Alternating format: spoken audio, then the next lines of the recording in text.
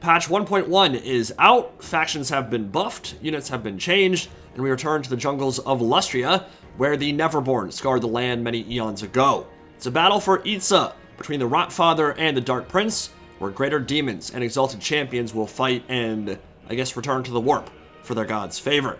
Die isn't really the right word here, but both Nurgle and Slaanesh received some impactful boons in this most recent patch, with Chariots correctly dealing damage on contact now, and Nurgle getting some pricing changes, more ammo, and speed bonuses to make them more effective.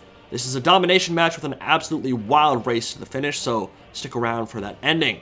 I've been told that the Great Unclean One wielding Lore of Death is absolutely bonkers in this matchup, and it makes sense when you think about it. Slaanesh has to close into melee with it, and has zero access to missile troops, so the GUO can continuously Spirit Leech their very expensive, susceptible lords, stack poison debuffs with Soulblight and Blight Swarm, and constantly Mortis Drain everything in a massive AoE. It's a recipe for insane damage output, and is almost certainly the most impactful lord choice in Nurgle's arsenal.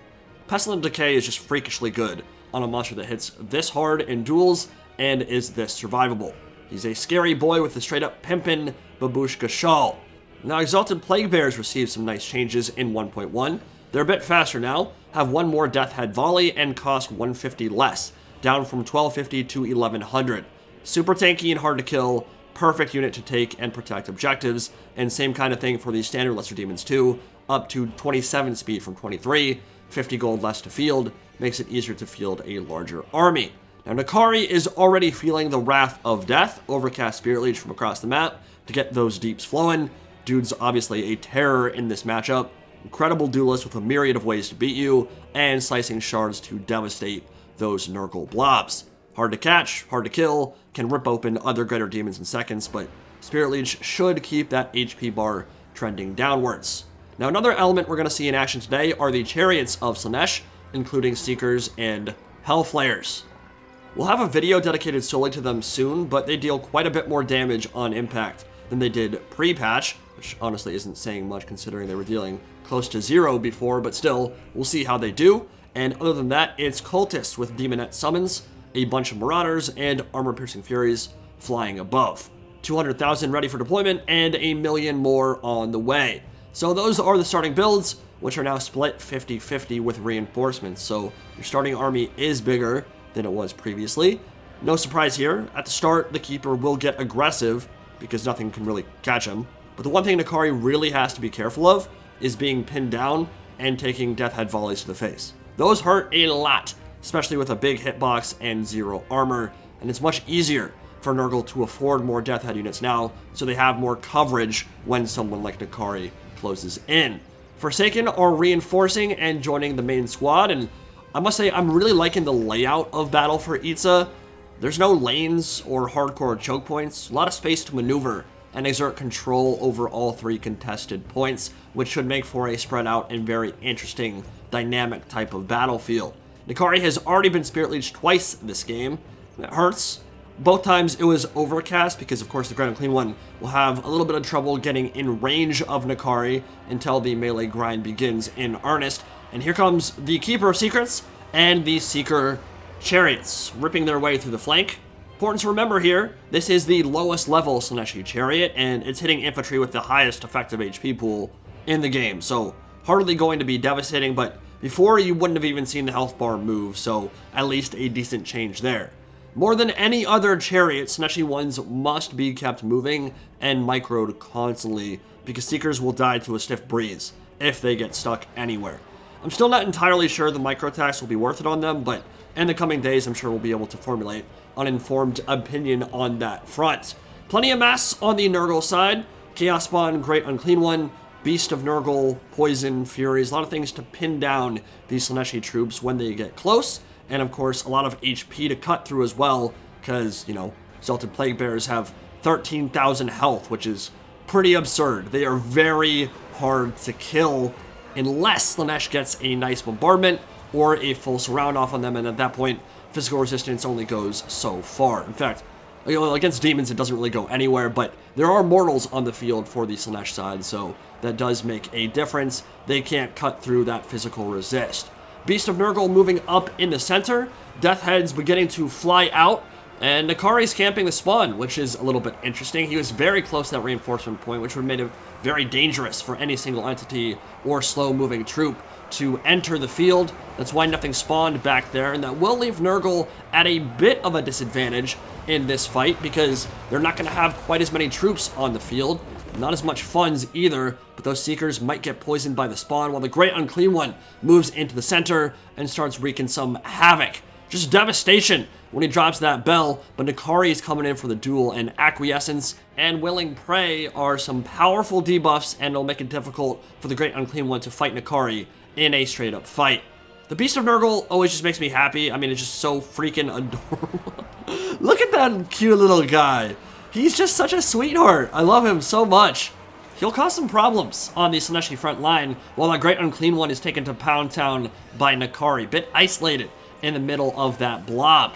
Chaos Furies with Poison managed to catch out the AP variant, and they should be able to win that handily, while a Demonette summon from the Cultist in the center of everything and a Soulblight debuffing. And that stacking of Soulblight and the Poison debuff is very powerful. It will make it so that many of these Slaanesh troops are kind of useless in melee with almost no weapon damage whatsoever, and obviously their low armor will be even lower while those Malices are active. Rest of the Slaanesh cavalry screaming in from the flank alongside the Bane of Ulthuan and big Mortis Drain effects in the center. Spirit Leech hitting Nakari, and it looks like the Great Unclean One stomping over for a duel because he knows that a Plague Bearer summon is imminent from that cultist, and that's one of the common strats in Warhammer 3 multiplayer right now is you'll put your Lord in maybe a compromised position, and then once it starts getting especially scary, you can drop that summon, bait the opponent into maybe a bad engagement, pin them down with the demons coming in from behind, and severely mess them up. So the Cav is trying to push through. Nakari is coming for that duel, and it looks like he had, oh my, just straight up tackled him. Lash of Slaanesh hitting in from the flank, and Wit Stealer's Sword active, 1k weapon strength, 82 melee attack on Nakari. That cultist is in danger for sure. Got Exalted Plague Bearers and Exalted Demonettes, two of the strongest demonic infantry in Warhammer 3, going at it, while the Beast of Nurgle and the Chaos Spawn are engaged over on the Nurgle right flank.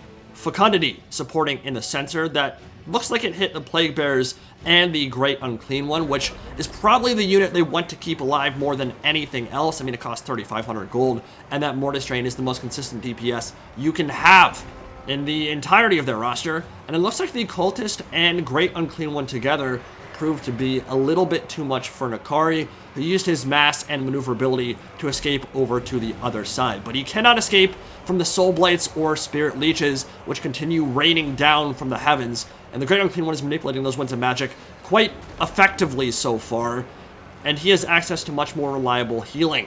He's already up to 2,500 damage value. Nakari's at half HP and will get some health back from the crumbling Beast of Nurgle and the spawn over on that side. But where the Mortis Drain touches the Slaanesh infantry, they are disappearing. They're just melting under the combined arms of this poison, the Soulblight, and that Mortis Drain effect from Pestilent Decay. And it's looking like Nurgle might have a slight advantage on the damage value up to this point. But some of the big guns are coming out. Slicing Shards trying to catch out the blob here. And in fact, glass will rain down upon the Chaos Spawn and some of these Plague Bearers. It was not a particularly effective cast. They just managed to get out of the way. Extra 4 or 5 speed might have been enough to save some of their lives there. But the Hellflayer Chariots and their terrifying design, I mean, they are quite haunting to look at. You would not want to get caught in those spinning blades. Joining the party from their reinforcement point and immediately setting their sights on the Forsaken.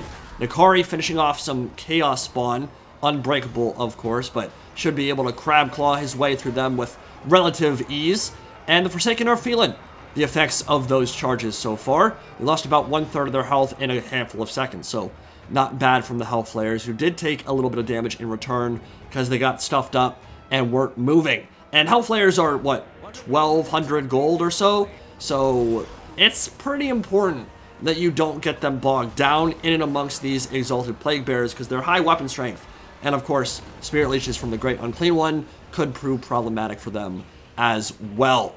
N'Kari is being healed from Harvester of Souls after finishing off those Chaos Spawn, but all that healing was counteracted by yet another Spirit Leech from the Great Unclean One, who is now spanking that cultist of Slaanesh's ass. And I'm not sure she actually likes that. I mean, they're into some pretty kinky stuff, but Great Unclean Ones are pretty nasty. I'm not sure that Nurgle and Slaanesh have the best working relationship ever. So cultist is running away, as she is wont to do, and this is exactly what you did not want to see from your Hellflayers. Get them bogged down with a bunch of Chaos Spawn and Plague Bearers, and they're going to crumble out. That is a relative waste of a chariot unit. I don't think they got much damage value there at all. And now they're going to try to give the Nurglings a bad touch and immediately said, yeah, I think we're out, boys. We're done. So, Nurgle won the center and are engaging up on top of the hill. Both sides have recalled their beaten and bloodied troops, ready to reinforce with some fresh ones soon. Chaos Spawn. 2 units of them have joined N'Kari at point number 3, and Slaanesh is going to start using their mobility to put pressure on the flanks and probably ignore the center for a while. There's no real reason for them to contest that too heavily. If they can get the infantry off the center point, that would be great, but they have obviously superior mobility, so the best thing for them to do is just avoid that Great Unclean One, avoid Pestilent Decay, and put pressure on the outskirts of the map using all of that maneuverability. Now, they are going to take a fight with the Great Unclean One. N'Kari is beginning to drop relatively low here. Harvester of Souls has given him some regen and kept him alive. He actually might be close to death without it, but Spirit Leech is incredibly annoying for the Keeper of Secrets to deal with, and it's just consistent DPS even when he's not in melee, and that is one of Nurgle's biggest problems, right? They can't catch N'Kari, but Spirit Leech can. Great engagement with the Furies charging in from behind, and Nurglings pinning those Marauders down from the front, able to clear off some of the enemies on that point. And actually, Demonettes have charged into the center and should be able to finish off these Exalted Plague Bearers. You just saw it on point number 2, but a huge pick for Slaanesh as well. There was some flanking Forsaken that got caught out by Seekers of Slaanesh and run down. Entire formation was obliterated, and they were going for a cap, so point 2 is heavily contested, and Slaanesh has a lead of about 700 on VPs at the moment. More Forsaken coming in from the reinforcement point, getting a flank charge on those Hell Striders. N'Kari is dropping perilously low, although there are quite a few Nurgle units that are close to death, and he'll get some burst healing from that. But the Exalted Great Unclean One has been just an absolute monster, a freakish tank in the center of everything, and at this point, he probably has the power to finish off N'Kari in a duel, who will have to be very careful in his picking and choosing of engagements not to crumble out. The Great Unclean One's up to 5,300 damage value, but it's not like N'Kari's a slouch either. He's at 3,400. I don't know why damage value seems to be a bit inflated in Warhammer 3. If anyone knows how that calculation works, I would love to understand it, but it does seem like there are some units that just get higher damage value in Game 3 than they got in Game 2. Either way, over 3,000 is huge no matter how you slice it. And N'Kari is slicing and dicing some Forsaken, trying to get them off the point and preventing the cap, but I'm not sure he will be able to rout them in time. Another Spirit Leech, 34 to 67 damage per second, can go from around 600 damage to about 1,000 or so. Nice slicing shards. This one clipped a lot of Nurgle infantry and Chaos Spawn. A cultist summon just at the 11th hour, right as that unit was about to rout. Good timing, I guess, and the Plague Bearers are on the field. Cultist has accomplished his mission, and there's still tons of fierce fighting out near point 3. Hellstriders charging in. Slaanesh is not ready to give up victory point number 3, but it has shifted over to the Nurgle side, and with N'Kari so low and Spirit Leech is still going his way, it might be better off for him to just run across the map and deal with the enemies on midpoint or point number 2 up at the crest of that hill. Because if he stays near the Great Unclean One, Spirit Leech will finish him off, but frankly, I'm not sure he could have escaped anyway. That final Spirit Leech might put him over the threshold of crumbling, and he might be joining the Dark Prince in the warp momentarily. Great Unclean One is beginning to drop low as well, but Fecundity heals can still be sent his way, and in fact, he is healing at the moment, and in amongst a bunch of enemy cavalry. Get a look at that duel one more time. Some slicing and headbutting between the two Greater Demons. But the Exalted appears to be getting the upper hand in this fight. And indeed, Nakari, the Bane of Ulthuan, has rejoined his master in the Void.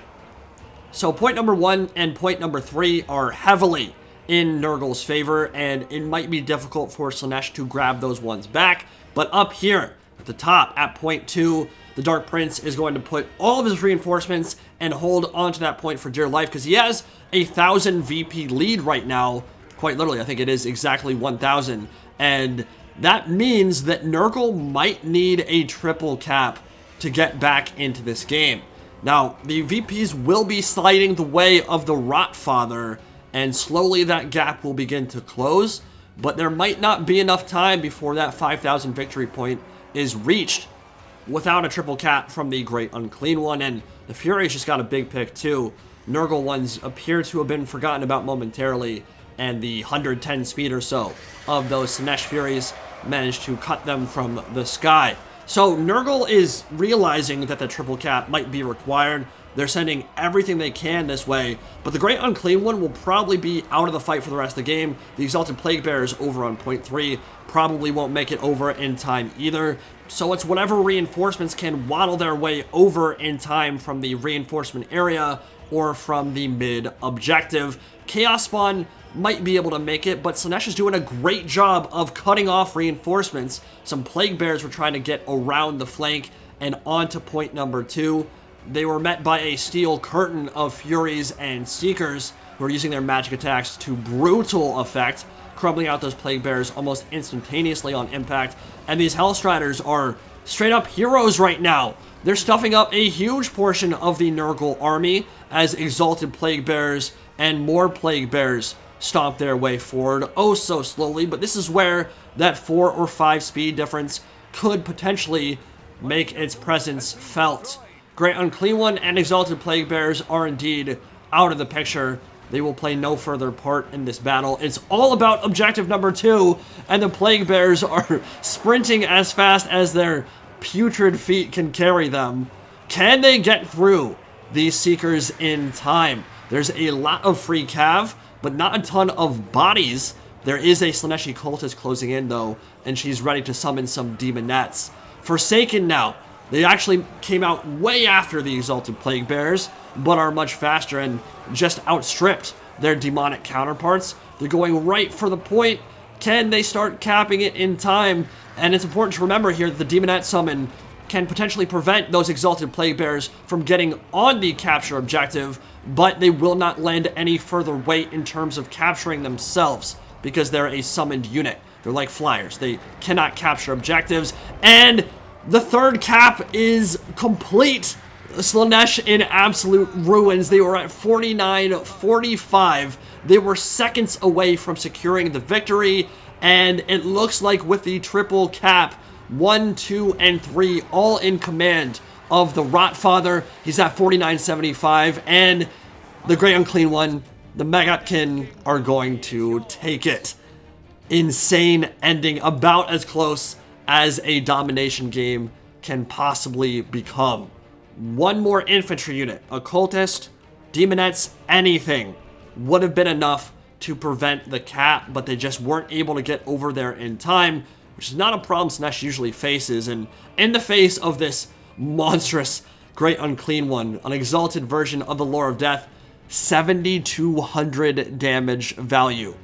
I think that's the highest I've ever seen on any unit in Warhammer 3. I'm sure someone's gotten higher, but I've not seen it in any replays. That is absurd. And that shows you how good the Great Unclean One is in this matchup. That Pestilent Decay, the Mortis Drain effect was incredible. The Exalted Plague Bears at 1,100 are much more effective now. It's much easier to go wider, to bring more troops.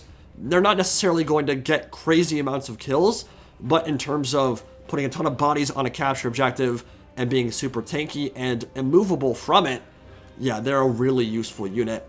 And there's a great performance from both the Nurgle side and the Slaanesh side. I think you could maybe argue the Dark Prince invested a little bit too much in a slugfest with Nurgle in the center at the start, but capturing those initial objectives were really the reason why he was able to amass such a big lead in the first place and why that game was so close. Losing the Hellflayers for essentially nothing, only like 400, 300 damage value, was also a big problem. Just a little bit more infantry in the late game there would have probably secured him the win. And again, that is one of my biggest criticisms of Domination as it currently stands. It does seem like, especially with some of the changes in this most recent patch, that it's trending even more towards lots of cheap fodder, throw it at points mindlessly, and try to overwhelm them that way. But that one ended up being pretty tactical, some really cool engagements, and a super close ending. So, hope you guys enjoyed it, and I'll see you all in the next one. Indie Pride, signing out for now. Have a good one, guys.